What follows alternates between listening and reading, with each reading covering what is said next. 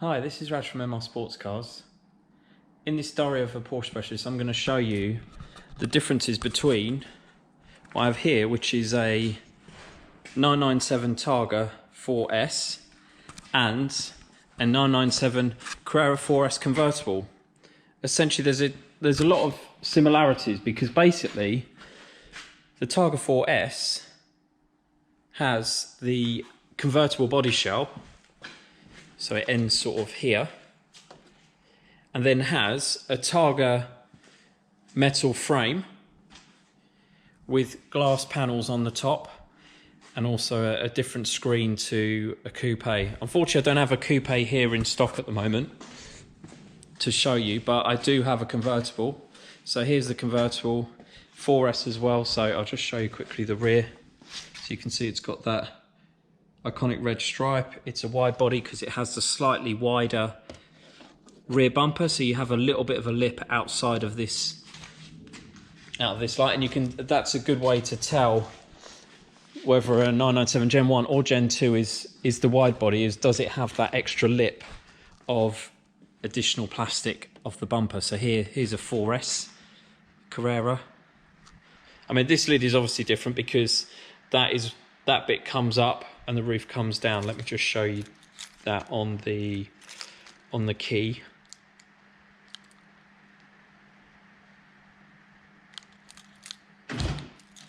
Right. Here we go. So that bit lifts up, the roof folds down.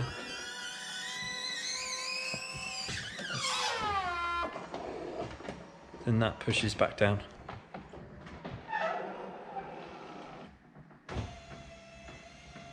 And it finishes with the windows when they go up.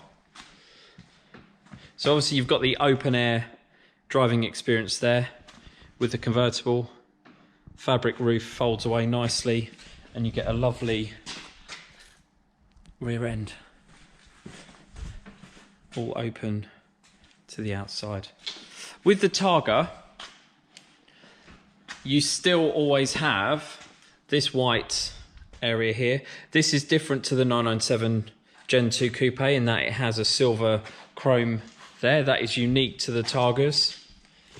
And also you have this glass rear screen, which is unique, which also, if I can just get the key, opens on the remote. So you just literally press the button that you'd use to press to operate the hood on the Carrera 4S Cabriolet. You just press that one.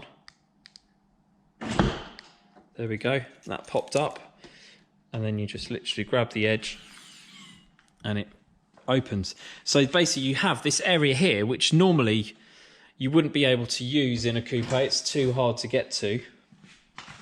You now have access to it, which is fantastic. So it makes it a little bit more usable as a coupe as well. See there, it's just locked itself because I didn't open the door. Now it's soft close, so you literally just drop it into place, you don't slam it, and then it shuts itself.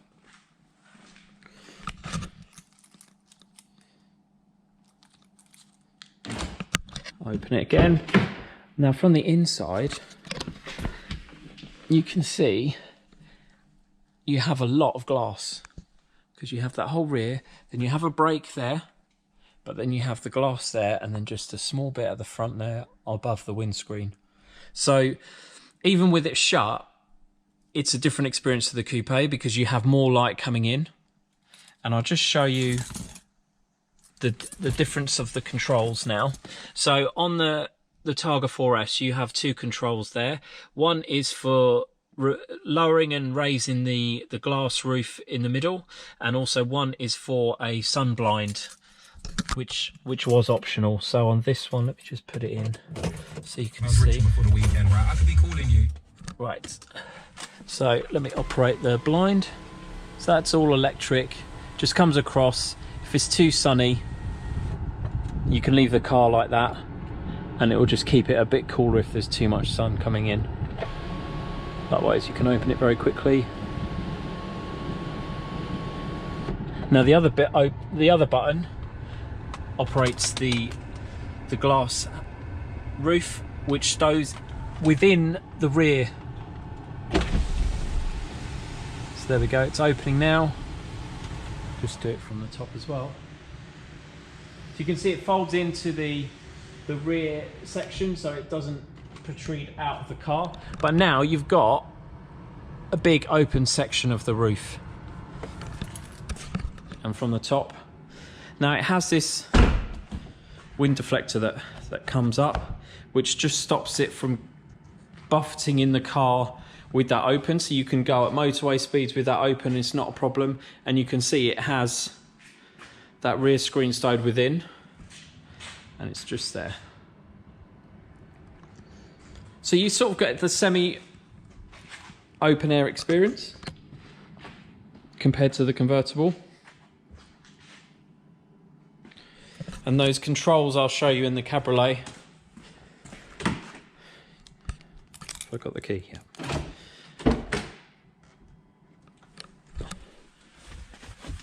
So here you have just one button to open it, one button to close.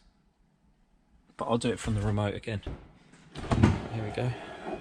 It's just going to shut it again.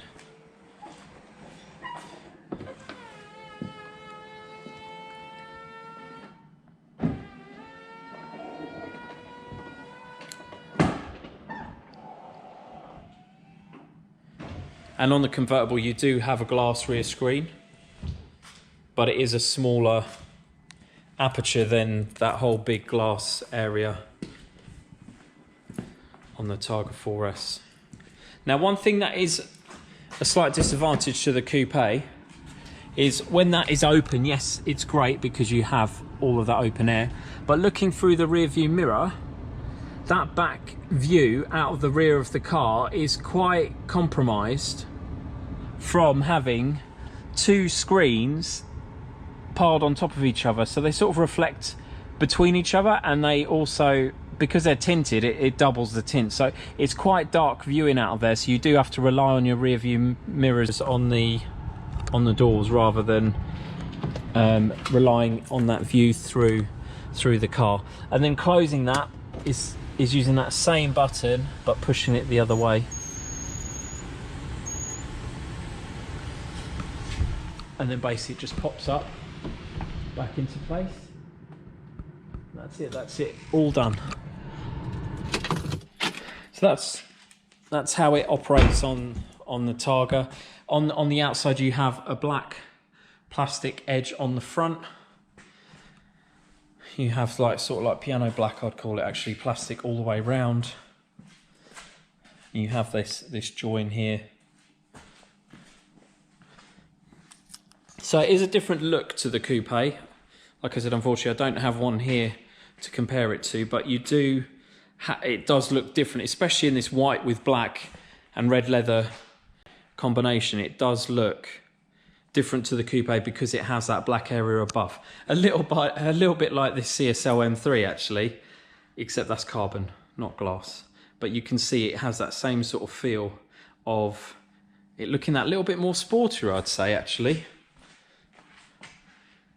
But yeah, that's the roof. I mean, not many people see for Targas because, well, there weren't a lot ordered in this era of car. Most people either went for the Coupe or they went for the convertible, basically. You had to really want a Targa to order a Targa. It's not something you just choose instead of the Coupe. You want that extra usability.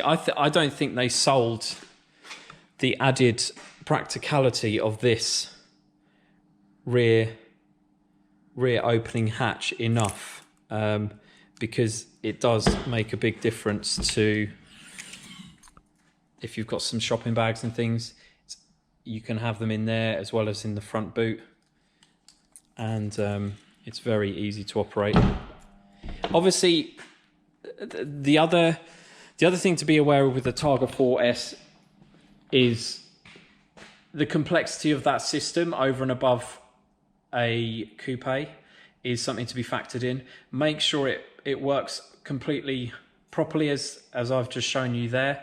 And also, one thing that's harder to demonstrate is it has to be leak free and it shouldn't squeak when you're driving. If it does either of those, it can be quite an expensive fix to rectify either of those. So just beware that these roofs, if they're not working, are a bit of a pain, but if they are working, then I would say they're a real addition, and I would prefer to have a Targa over a Coupe, as I said, as long as it's all working as it should be.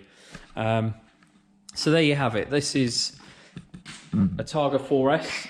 This car's actually been reserved, so it's no longer available. I'll probably get another one because there's just been a huge number of people that wanted to come and see it, potentially come and buy it, but unfortunately someone got in there first and has already reserved it and is hopefully coming to pick it up, well, view it and secure it, buy it tomorrow. So there you have it, Targa 4S versus the Carrera 4S convertible. So if you enjoy watching my videos, please like this video and also subscribe to my channel. I've got lots of other videos where I'm going to be doing comparing cars, Porsche cars with one another. I've done quite a few Cayman videos, also quite a few Boxster and Boxster versus Cayman, etc. I'm going to be doing some more 911 ones now. Thanks again for watching.